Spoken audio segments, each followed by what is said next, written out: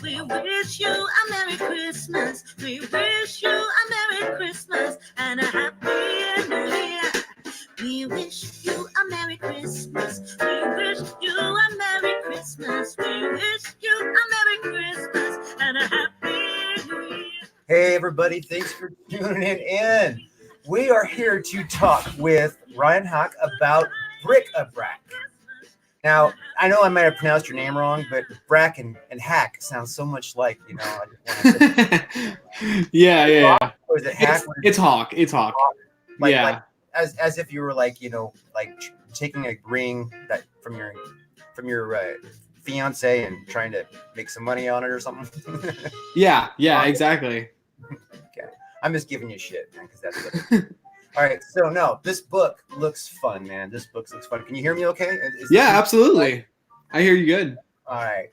So anybody's wondering, we're going to be harassing you with Christmas music during this live stream, and so you get to enjoy this as many times as you want to replay it. All right, so let's start talking about the inspiration for Bric-A-Brac. What inspired you to write this book? Yeah, man. I will say, you know, I've always loved the holiday, but and I've always loved like just how it brings people together and stuff like that. But most importantly, like this story is about, it follows the story of a 10-year-old kid. And, when we're all 10 years old, Christmas is, it's a beautiful thing. It's right before life gets really complicated. And, from when I was 10 years old to where I am now at 21, it's like things get super complicated when it comes to Christmas. People tell you, it's commercialized and it's all about this and it's all about this and it's all about this.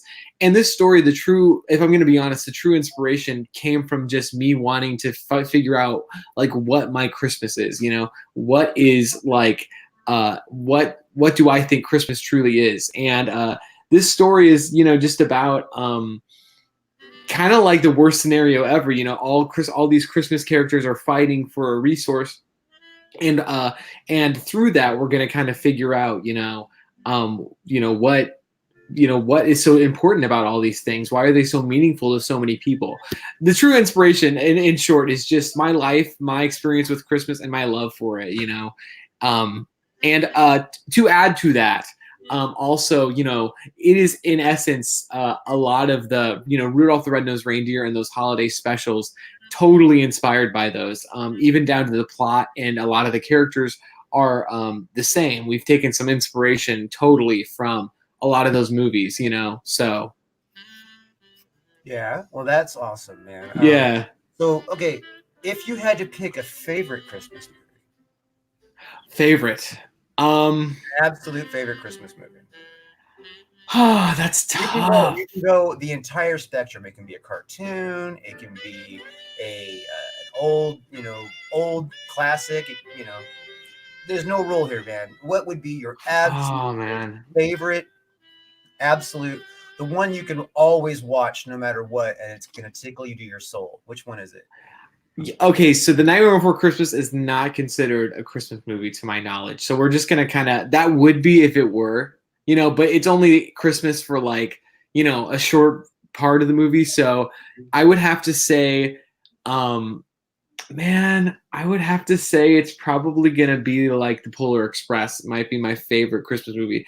And because, it's actually really deep. Like people look at it and they think, oh yeah, the Hot Chocolate song, or like the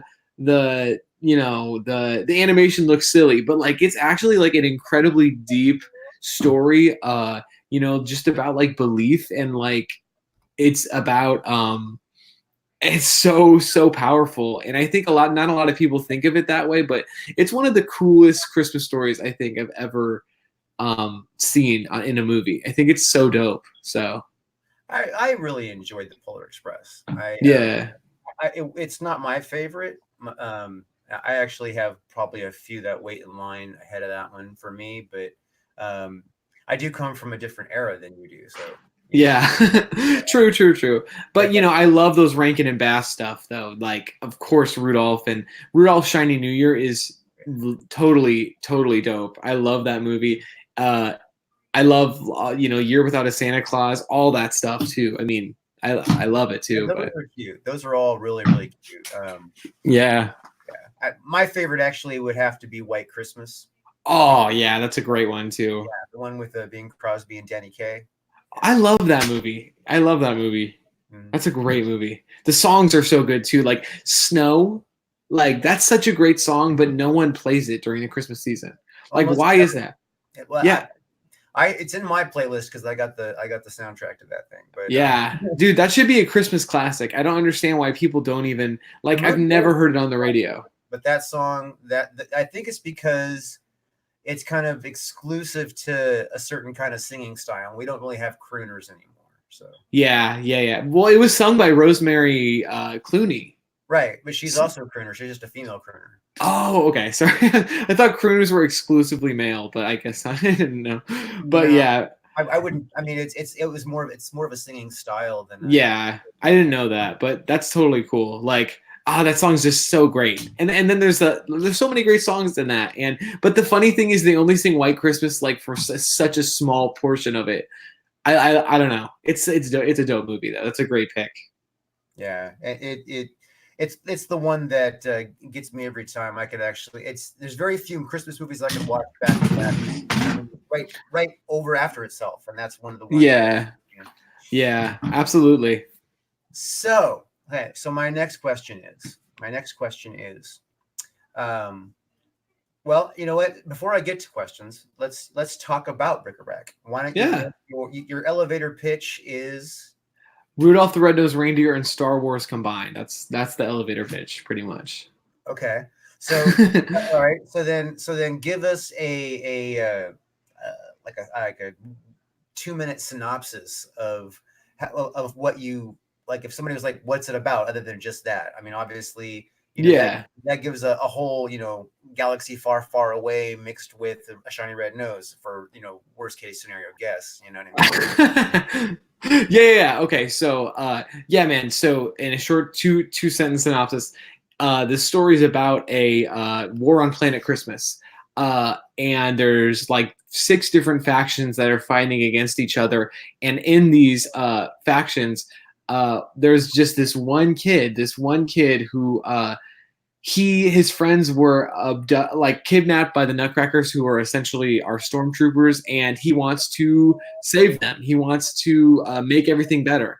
And so he devises a list of Christmas wishes for Santa, and he's going to find Santa. He has to find Father Christmas by any means necessary. And he's going to have to go through the entire planet to do it.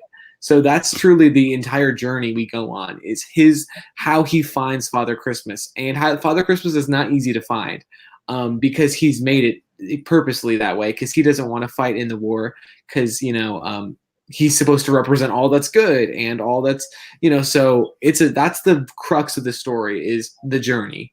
I gotcha. Well, that's Yeah.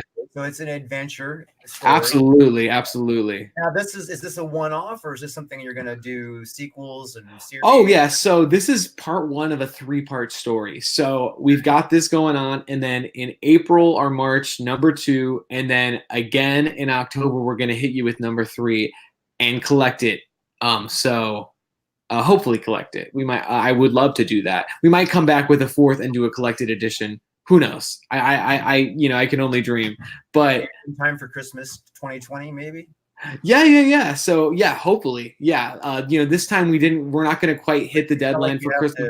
It's not like you'd have to, do anything more than just have another printing style setup after the. Yeah, you're right. Yeah. It would probably be something like that. You just take orders for Christmas and then facilitate. Yeah, I would love to do that. And yeah, we might like launch it in September, and then have time to get the pages done. This time, I said we'd try to hit Christmas, but we're trying. We're definitely going to have 75% of the book done by then, lettered and everything done. So we're going to send that to backers on Christmas Eve. But digital, yeah. Send everybody who even engaged with it just a little. Hey, here's this, and we're thinking January is going to be when it's completely done. Well, actually, that's confirmed, and then late January to early February is fulfillment. So it's exciting. It's really exciting. All right, so see, you guys, you have 12 days left of a 45-day campaign, so you've gone 30 days. Absolutely. And hit your goal, and that's fantastic. 47 was your goal, and you're at almost at 5,000. That's pretty awesome. Now, is there something you want to communicate about the experience of watching these numbers climb? Oh yeah, man. It's I appreciate how hard you're working for this. it's a grind, man. It's a grind. If anyone's ever thinking about doing crowdfunding, it will take a pound of flesh, and it will always be harder than you think it's going to be. So, all I can say is you have to have discipline. You have to think about ways to make your campaign more exciting and interview every single day. Find new ways to get the news out every single way you can. And if something's not working, try a different way. But just, constantly engage and make at least, I would say make 10 pieces of content a day for your campaign every single day. Try to make them new and engaging, and have your artists send every single piece of layout, every single piece of, sketch to you so you can make content. And that's my advice. Just absolutely use everything you have to make the campaign exciting to people. And then also introduce stretch goals, introduce new rewards, new perks constantly. Halfway through the campaign, introduce stretch goals, make it exciting. That's honestly the biggest thing, I think, to make a campaign successful is to make it exciting and to get the word out. Oh, that's fantastic. That's true. I mean, obviously, the more that you do, the better your results are. So where did the name Bric-A-Brac come from? Well, there's a song in The Nightmare Before Christmas where Jack Skellington has just found out about Christmas. He's just went to Christmasville, and it's after he does the town meeting. He has this song called Jack's Obsession. And in it, he's basically just like pontificating about what is Christmas? What is all this? It doesn't make any sense. Like, I love it so much, but like he's like trying to dissect Christmas ornaments and look at them through a telescope, and he's cutting little Christmas dolls open and trying to see how could they possibly bring joy. What is this or something like that? No, what's this is before that, but it's kind of like that. And so this story, and he says the word bric-a-brac when he's talking about these objects that to him he's trying to figure out their meaning. And to me, that's truly what this story is about too. It's about taking all these elements of Christmas and looking at them and saying like, clearly people find value in this. Like people are singing Christmas songs on the street right now. They're into it. It's November and it's not even the month Christmas is, and people love Christmas. So why? Let's talk about it. And that's really what it's about is just kind of looking at all these Christmas things and seeing what value they have, seeing why people like them so much, and making a super fun story out of it too. Well, that's great. No, that really is cool. So let's see what we have here. This is obviously the Planet Christmas. Absolutely. Now, is it called Planet Christmas? Does it have some kind of funky? No, it's just called Planet Christmas. I was just like, we're gonna go sci-fi, but not that sci-fi. We're just gonna be very blunt. It is Planet Christmas. And so you have a little bit of everything here. You got some fairies, right? These are the sugar plum fairies. Yep. Fairies. Okay. Yeah, so they're kind of more of a Peter Pan. We got a sugar plum fairy here. Yes. They're of all races, sizes, everything. Very cool. Who's this here? So that's our main character, Garrett. He's basically he's the guy who we're following. He's after you'll see in the next couple of pages, the Nutcrackers come and onto the planet and kidnap, like pretty much put the everyone in peril because they're trying to get a resource underneath this island, and so Garrett makes an escape to save everyone. And he again. I do see the Peter Pan influence. Oh yeah, there's definitely because we're trying to give that idea of like, well, the children of this planet are isolated from the war. Basically, there's been an agreement on the planet that the sugar plum fairies are going to try to take care of a lot of the children because they don't want them involved in the war. And so that's where they've resided for, like, the war's going on for about 5 years. I mean, they don't go by years, but a while. And it's interesting to see, Garrett has a different perspective. He hasn't seen the world. So when he goes out into the world, it's just a new thing to him. And so with that comes new challenges, new obstacles, foes, friends, definitely foes, a lot of foes, probably more foes than friends. And, just a whole bunch of new stuff. Well, this book is super cute. Now, this is the actual artwork, right? Absolutely. Yep. Yeah, this is super cute. This is fun. So let's see here. This big red dragon going on here, right? What is that? Who's the red dragon? What's this about? Yeah, so he's a member of. So basically, we're in Christmasville right now, and this page is in Christmasville, and this is where the rebellion against the Nutcrackers resides and trains. And that guy, that dragon, is a part of this rebellion. And this is a fantasy book, so we're definitely going full frontal fantasy. In fact, there's even a tier where you can make your own fantasy character. So this is a full-on fantasy book.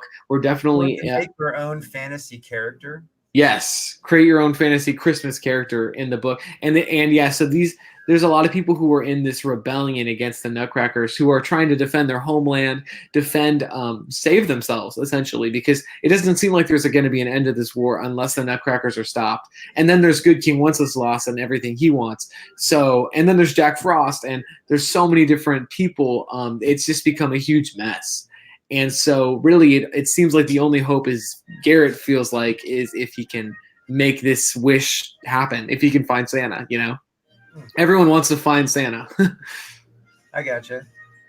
But Santa just slipped out because he doesn't want to have none of the business going on. Yeah. I mean, he's kind of in like a depression a little bit, because you have to you'd think that if you are supposed to represent everything Christmas and everything good in the world, and your planet just completely collapses and has a massive war, it affects you. And so Garrett has to he's kind of in hiding with his family, and he doesn't really know how to go about it. He thinks he might just cause damage if he uses his magic. So it's going to be interesting to see what is going on with him. Yeah, no spoilers, but yeah. Absolutely. Let's see what else we got here.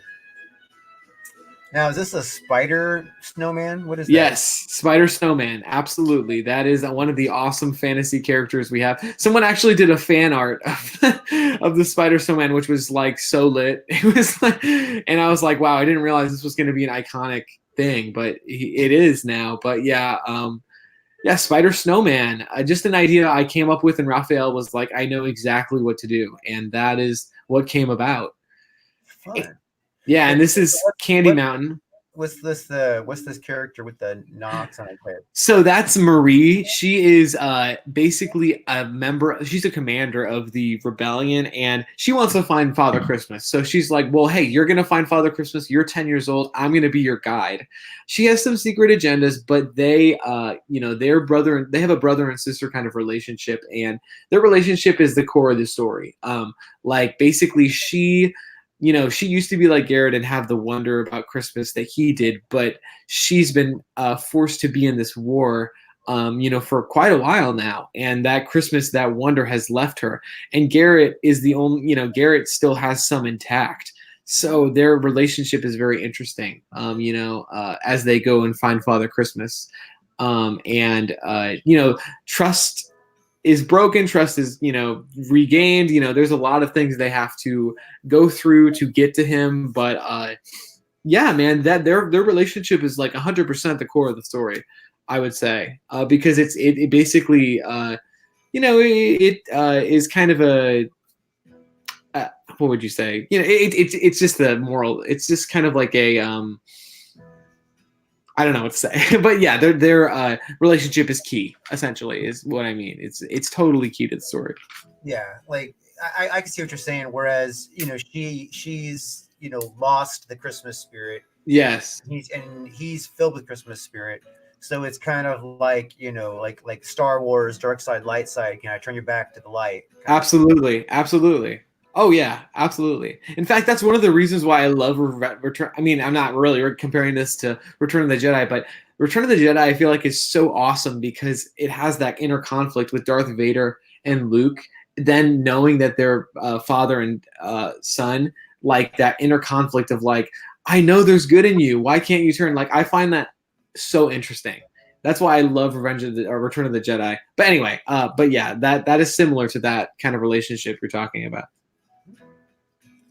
Just making the Star Wars connection. Yeah. That's an easy one for me because I'm a huge Star Wars nerd. Oh yeah, me too. I don't know if you can see, like I have like Star Wars stuff just sitting all around, like. Oh yeah, like that's awesome. Yeah. I don't. You can't see my nerd collection because it sits where I can see it when I'm working. So that's awesome. So it doesn't really show up well on camera. But yeah. So okay. So they're going through a little adventure. They're searching for Santa. Yes. What kind of is she? A teddy bear? What kind of creature is she? She's a gingerbread marshmallow mixture. Yeah, she's just kind of like, a fantasy character. We're just kind of trying to build the mythology, just kind of having a bunch of interesting characters, mucking about, running about. And yeah, she's just a really cool character, and the more fantastical characters kind of come from the Christmasville area. Because they've all gathered together and they want to stop. They want to be, the Nutcrackers are at this point super powerful. So as they all gather together and they're definitely trying to fight with everything they can to make the war end. And the Nutcrackers are just relentless. They just won't give up. They want to just conquer all the planet. So. Who is this guy? This is our main antagonist. General Almond is his name, and he is basically like the Darth Vader of this story. He is the one who is basically running this entire operation. And then Good King Wenceslas and Jack Frost, when they kind of say, well, oh, there's a huge war going on. It's time for me to get mine. And they have their own agendas, kind of just like in wars in our contemporary world, or, like that's just how things go on. Like other factions feel like they can have an advantage. And so, it's just kind of like, that's where I would also say the Star Wars element comes in, is this not realistic depiction of war, but, it's definitely there's different things going on. There's a lot of conflict. And so, yeah, like in real life, there's always a problem. Absolutely. Let me guess the name of this character. Ghost of the Future. Yeah, Ghost of Christmas Future. Yeah, yeah, man. We're bringing those Dickens characters into this story. They are different though. They're not the same as you can imagine. We're kind of making them contemporary, and just because they're ghosts on Planet Christmas doesn't mean they had to be they died on Planet Christmas. That doesn't mean they died on Planet Christmas. They could have died on another planet. So that is our narrator. That is actually the Ghost of Christmas Present. So it would only make sense that he would narrate the present. And yeah, so basically Good King Wenceslas enlists the help of these three, the Ghost of Future, Present, and Past. And he's trying to find something. I won't give too much of it away, but he's trying to find something with their help. And they have a fanny pack on. Yes, he does. Yeah, his story is interesting, and we'll definitely find out more about him. But I just don't want to give much away.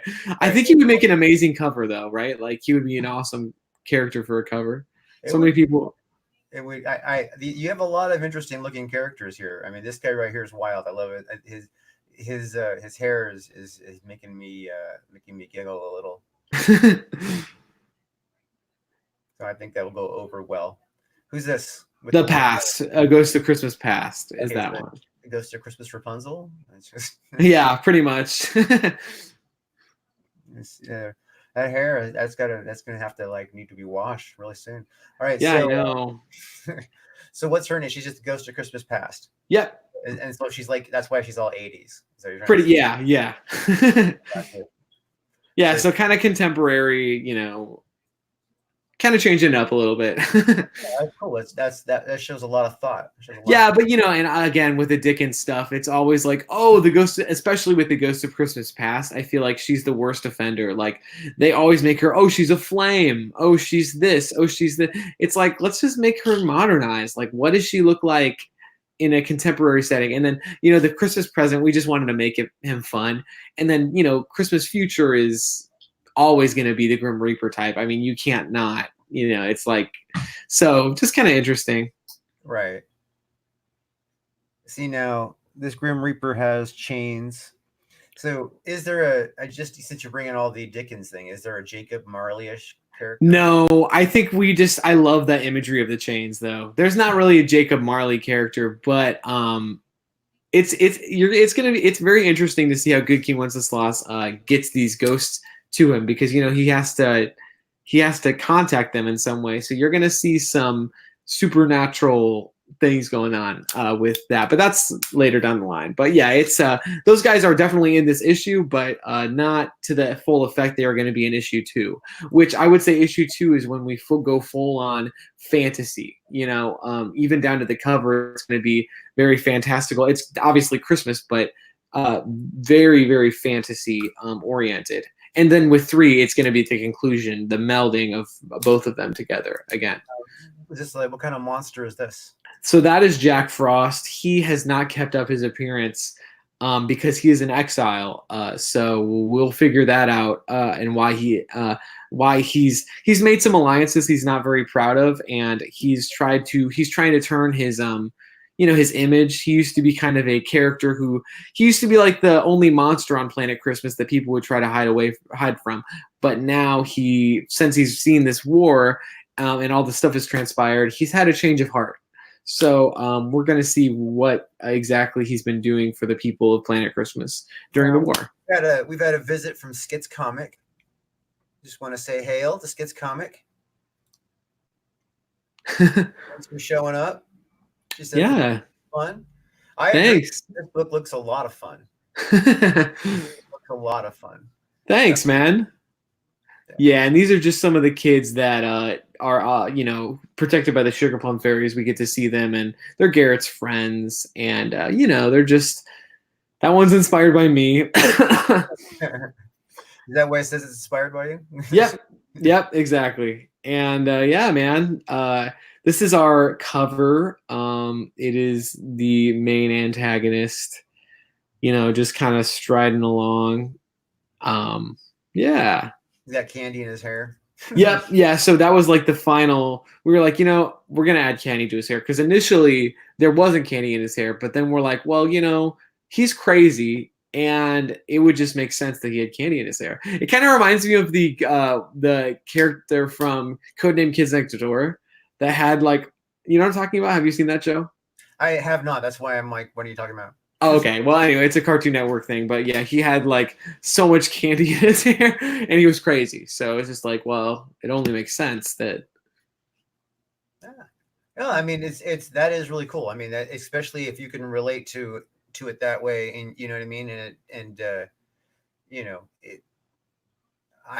I think it's cool. There's a lot of thought that goes into this. You can see it in all the levels. The writing story is the story is solid. It sounds like it's going to be a lot of interest and I can tell you've put some thought in, and you don't want to give away too much because you don't want to spoil it. So I can tell you put some thought into character depth and where the story goes, and making sure people feel engaged into what's going on here. At the same time, you've made the characters really fun and friendly and original.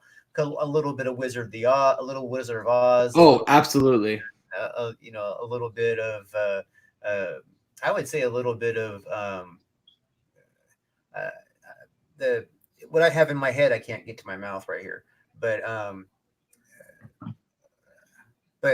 I see a lot of different influences here. Oh yeah, Wizard of Oz is I love that movie. That's probably one of my favorite movies, if not my favorite movie, because the plot, the characters she meets. I love movies where a character goes on a journey and meets different, there's no movies like that anymore. Like the Alice in Wonderland, the That's why I love those Rankin and Bass movies so much. Is like literally Rudolph's Shiny New Year is like Rudolph meets a character, meets another crazy character, meets another crazy character, then finally gets to his goal.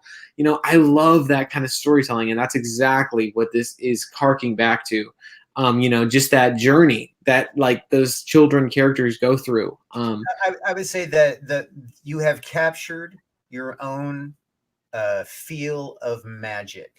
That's because those are the things I'm trying to go with. Is like the things that I think you picked up when I was saying is these things you're calling off. They have that magic as a central core to the story. So everything in the world is magical. You know. Absolutely, absolutely. So you've definitely captured that. I mean, like, you know, and you know, unless you're like a real space nut, then you would think everything was just foreign because it was, you know, on another planet. No, yeah. That's our print, our print. Hopefully we can unlock another print with a stretch goal, but you know, you never know. You got some time, you know. We do have time. We do have time, and then we have in demand. So yeah, and you just keep pushing because I mean you're gonna hit those flat spots. Everybody does, you know. So, yeah, I just think I need to just keep doing what I did. You know, just keep going. And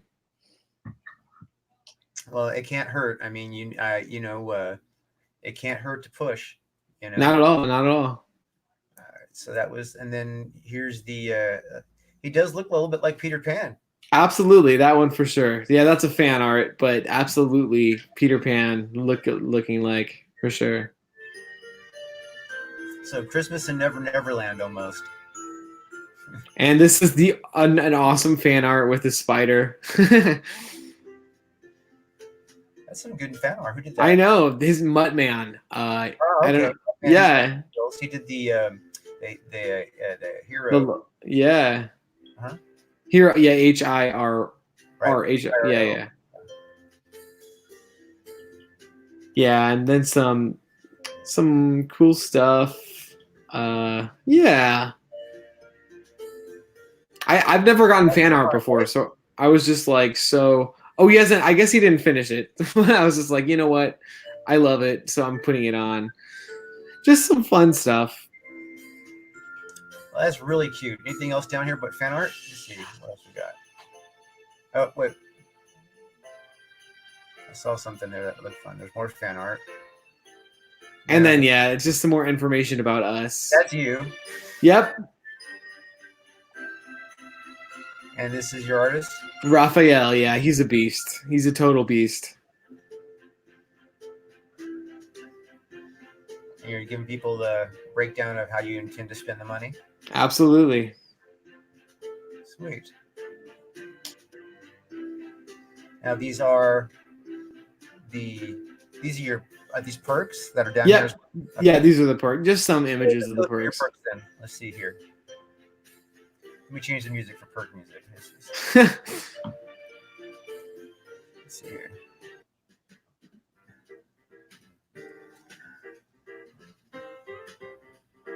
Definitely Charlie Brown inspired, kind of. I like it. All right, so your featured perk here: create a Christmas creature. $90. Yes. Now this comes with the book. What's in this? You've probably seen both the Spider Snowman and the Christmas Dragon from the page samples in the campaign. So how would you feel about creating your own creature? Well, if you back our campaign with this tier, you will get to do exactly that and have your creation drawn by Raphael and put into the book as a member of the Christmas Rebellion. You Christmas rebels, you. Yeah, so you get every single reward, and you get a sketch of your character by Raphael, and then you know, that kind of stuff, and all the previous rewards. So you got 2 of those left. 6 out of 8 of these are claimed. So yes. If you want this, you got to claim this. I would love for more people to get it. That would be lit.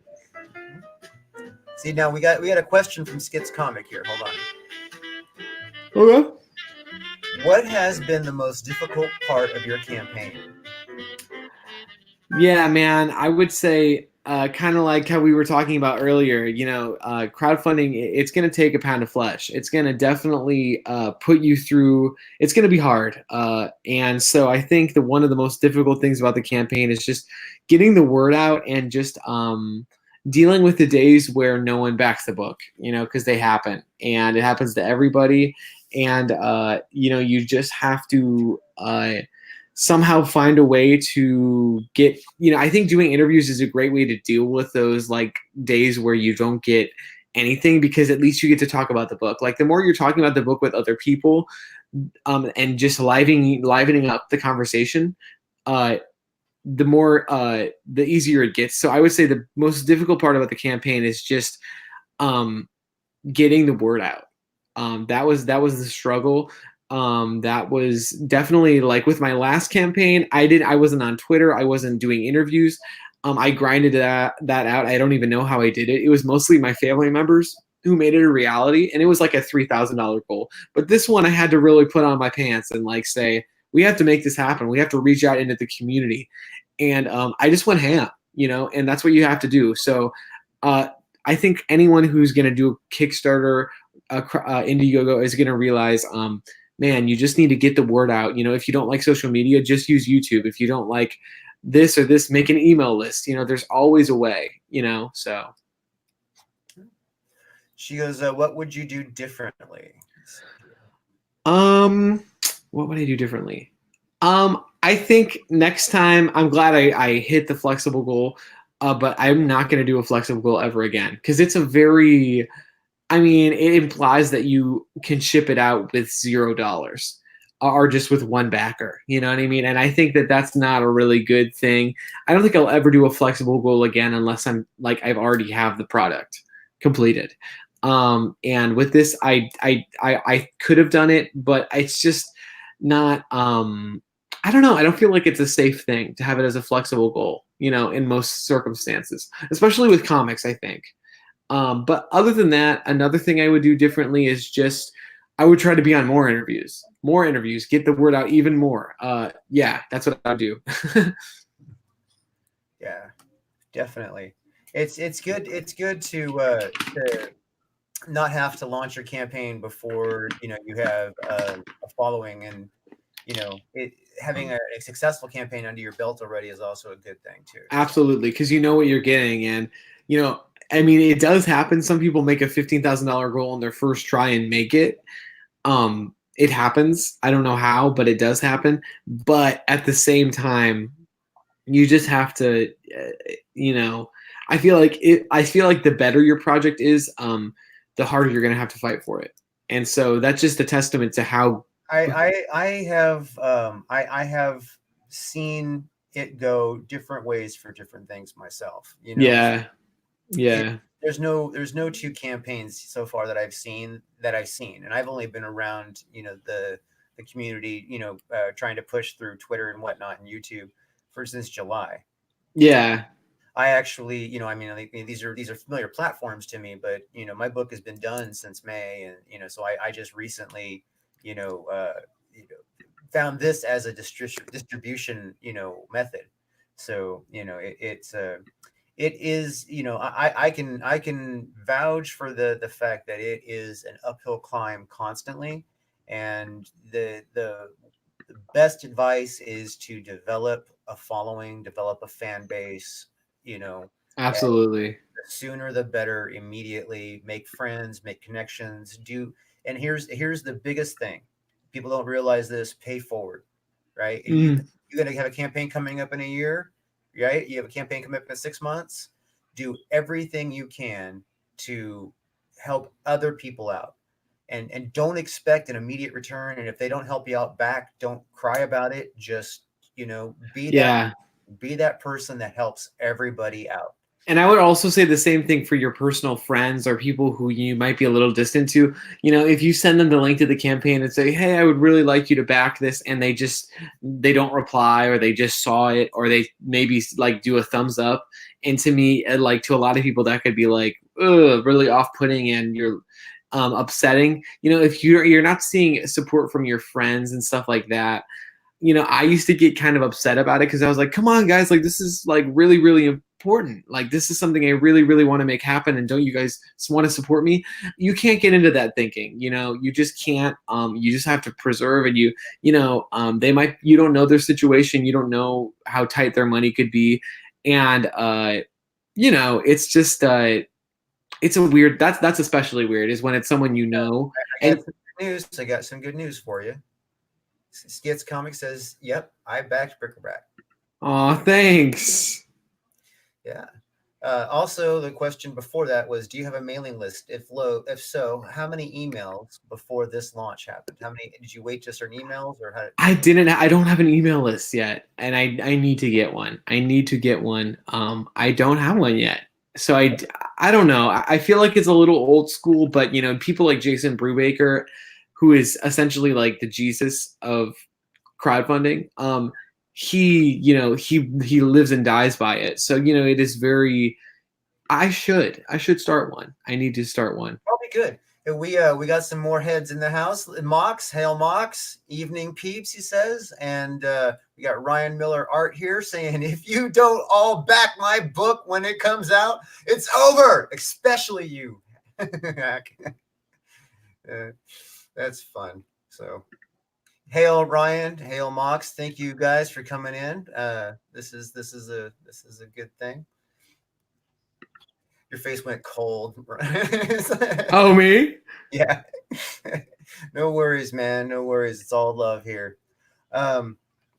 So back to your tears. Okay. Some more. All right, now we have the Nutcracker Suite, and now this is your name in the thank you page, right? Absolutely.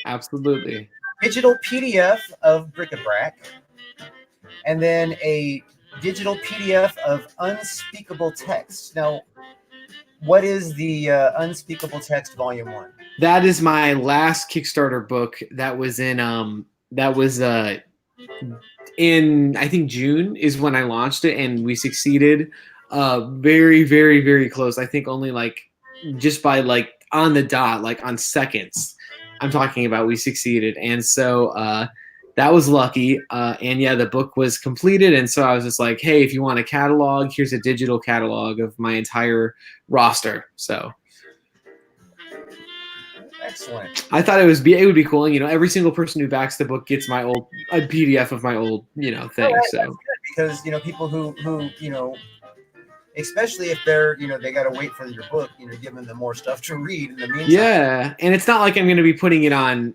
It was a very, very small release, so it's not like I have maybe 5 copies left. So at least in the near future, I don't think I'm going to be putting it on in demand or anything. So it's like, well, I'll just have it for free. Why not? No, that's awesome though, man. I mean, a lot of people are going to appreciate that. They're especially if you're able to deliver the digital, in time for Christmas. Yeah. So here we go. We got Reindeer Games. Now this is the physical book, right? The first physical book too. Absolutely. Yep. All right. Now you get the same thing as From Above plus a physical copy, right? Do you still get the copy of the text? Absolutely, yeah. That comes with every single. If you back the book, you get it.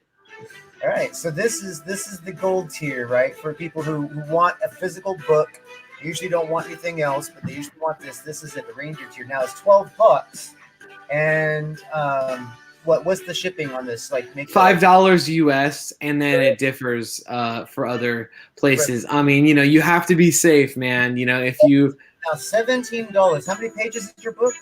It's 30, but we're trying to get more value with stretch goals, and also it's 30 plus a lot. So there's a holiday collage, and then there's a sketch portion, and then there's also the thank you page. So it's probably 35, maybe a little bit more than that. And also we're including all the fan art, so maybe even 40. But then I would love to hit some stretch goals and add more pages. Well, that would be great, especially for all your backers who came in early. Yes, absolutely. All right, so everybody who doesn't back this book yet, go check this out. Reindeer Games. You get one of these goals here. Let's see what other goal we got here. We see whatever not stretch goals. From perks here. Not stretch goals. See, you confused me when we're talking about stretch goals. Yeah, so this is a deluxe version of like the Lost. It's called the Lost Christmas Eve. You get you get the Santa Claus art print that we were speaking of. You also get a holiday card with a little message from me. Santa You Claus get art print. Wait, you said let's show that real quick. yeah. That's down way down here. No, Yeah. I know it's pretty far. It's in there somewhere. It's the thumbnail image, and it's also the. Oh, it's all right. So we'll find it. It's up there. There it is. There it is. Yeah, that's the image that everyone will be getting. And then you also get a ornament made by myself, and just some extra goodies, a bookmark, some extra goodies, just to kind of talk, kind of add to the Christmas theme, of course, so. Excellent. So then let's go back to your perks. What else we got here? So the next one we got is called Under the Tree. This is just it's basically everything in the deluxe version, but you get a digital bundle of a bunch of other indie comics. So there's a lot of people who through doing this crowdfunding thing. That's another thing, Skits, I would recommend is just making as many friends as you can. And again, paying it forward. And these people I've paid it forward to, Carl Kessel or a lot of, a friend of mine, a really good friend of mine on Kickstarter, Curtis Clow. People who have just really showed me love. And they let me put their books in this digital bundle, and I've let them borrow my unspeakable textbook, and we've created this really cool thing. And again, to emphasize the Christmas theme, just want to give people more value. But like it's almost like going to your tree and seeing all these awesome indie comics underneath it, right? So that's great. Now those are going to be digital comics. Yep, digital. They're digital, but there's 6 of them. And so, you're getting a pretty big value there. Yeah. You saw that Mox agrees with your price and value for shipping cost. He says that's a great price and shipping. So. Thanks. I think that's tremendous as far as crowdfunding pricing. I mean that's and you can tell a lot of work and a lot of love has gone into this. It's going to be worth the money. And so this is Tchaikovsky's Revenge. This is a big deal. This is the first sketch tier. So basically, Raphael's going to do a sketch for you of a Bric-A-Brac character if you back with this tier, and then you get all the previous rewards. So you get to choose a Bric-A-Brac character, and he'll do it for you. And yeah, it's going to be pretty cool. And I see you sold 14 out of 20 of those. That's awesome. People, I find that crowdfund really love the original art. That is something that if people are looking for tips, Skits, looking for tips, people love original art. I have found that is the stuff that sells more than anything. So yeah, if you are doing your book and you have a choice between doing original art or digital, or if you have ways to do original art alongside of your book, where it be posters, characters. Like what he's doing here, where they're doing sketches. Are these sketches? Or are they? They're going to be sketches. Yeah, they're going to be pretty simple sketches, but just some really cool stuff. Right. See, a lot of people love that. So this is the kind of thing that really helps a campaign succeed. And if you're somebody who like me who has their book done beforehand, this is the kind of stuff that's hard to do. So if you think about it ahead of time and plan to have some sketches, while you're having your book made, while you're drawing your book, whatever it takes to have some extra stuff going on. And then obviously having an artist who can make sketches on demand, is a good thing. Because book, they can throw a sketch or two in the mix. Yeah, I would love to make an art book maybe at, again, like on number 3 next year. An art book of all the sketches, everything. I would love to do that too, because I know that's what Doug Tenable did with Earthworm Jim, and I love that. Frankly, I think that's so lit. Like to have you'd like have one book and then fund a separate book. That would be the making of, you know. So we'll see how to make that happen. I would love to make that happen. All right, so we've pretty much covered it, right? Anything else that you want to tell somebody here? Let's get some good going out music here. Just thanks to Skits for backing my book. I really appreciate that. I really do. Thank you. Yeah, well, I think that everybody should back your book. I back it. Now, you know, Skits backs it. I'm sure there's other people that back this book, and it looks like a good buy. It's definitely good shipping. The book is cute as hell. It's got fun artwork, fun characters. It's definitely something to do. Absolutely. Definitely. So everybody who tuned in, thank you so much for coming in. And please, while you're here, do me a favor, subscribe, hit that like button, you know, leave a comment, you know, something like that. Well, I guess you can't leave a comment now. You have to come back later and leave a comment. So come back later and leave a comment. All right. Anyway, thank you to Ryan for coming in and talking about his book, Bric-A-Brac. And let's see if we can get some of these copies sold for him, huh? All right, everybody, thank you for coming and have a beautiful day. And in the nature of this book, Merry Christmas. Bye.